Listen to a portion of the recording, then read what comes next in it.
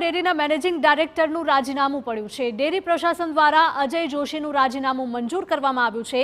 વારંવાર વિવાદોમાં સપડાતા અજય જોશીનું રાજીનામું મંજૂર થયું છે। અગાઉ એમએલએ કેતન ઇનામદારે કર્યા હતા આક્ષેપો। મૃતકોના નામે મંડળી બનાવી વેપાર થતો હોવાનો આક્ષેપ કરવામાં આવ્યો હતો। રાજીનામા બાદ હિમાંશુ ભટ્ટની નવા એમડી તરીકે નિમણૂક થઈ છે। જીસીએમએમએફ દ્વારા હિમાંશુ ભટ્ટને સોંપાઈ છે જવાબદારી। સંવાદદાતા અંજલિ જોડાઈ ગયા છે। અંજલિ, બરોડા ડેરીના મેનેજિંગ ડાયરેક્ટરે રાજીનામું ધર્યું છે અને મંજૂર પણ થઈ ગયું છે।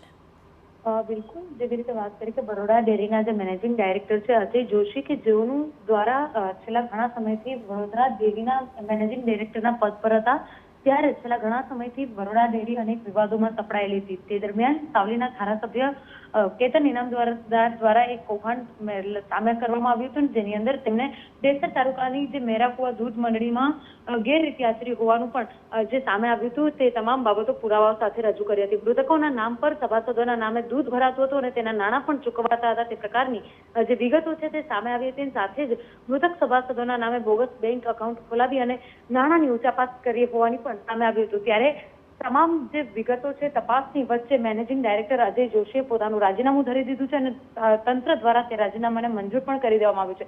ઉલ્લેખનીય છે કે અજય જોશીના સ્થાન પર હવે જીસીએમએમએફ દ્વારા હિમાંશુ ભટ્ટને જવાબદારી સોંપવામાં આવી છે અને હવે આગામી 1 જુલાઈથી હિમાંશુ ભટ્ટ છે કે જેઓ બરોડા ડેરીના મેનેજિંગ ડાયરેક્ટર તરીકેની પદભાર સંભાળશે અને આગળની કામગીરીને વેગ આપશે। ઉલ્લેખનીય છે કે અજય જોશીનું જ્યારે રાજીનામું મંજૂર થયું છે ત્યારે હજુ 1 મહિના સુધી હિમાંશુ ભટ્ટને સમગ્ર જે પ્રક્રિયા છે, કામગીરી છે, તેને લઈને કે આ પ્રકારથી બરોડા ડેરીનું કામગીરી સંભાળવામાં આવે છે તે તમામ બાબતોને લઈને માહિતી આપવામાં આવશે। બીજી તરફ રાજીનામામાં પોતાના પારિવારિક કૌટુંબિક જે વિગતો છે તેને સામે આપવામાં આવી છે। કૌટુંબિક કારણોના લીધે રાજીનામું આપવામાં આવ્યું છે, પરંતુ ચર્ચાઓ એ વિષયને વેગ આપી રહી છે કે અનેક પ્રકારની જે પૂછાપાતો અને આક્ષેપો છે તેની વચ્ચે એમડી અજય જોશીએ જ્યારે રાજીનામું મૂક્યું છે ત્યારે તેને મંજૂર કરી દેવામાં આવ્યું છે। સાથે મહત્વની વાત એ છે કે 1 વર્ષ નિવૃત્તિનો બાકી રહ્યું છે, તેની પહેલા જ રાજીનામું આપી દેતા ચર્ચાનો વિષય બન્યું છે। જી અંજલિ, આભાર।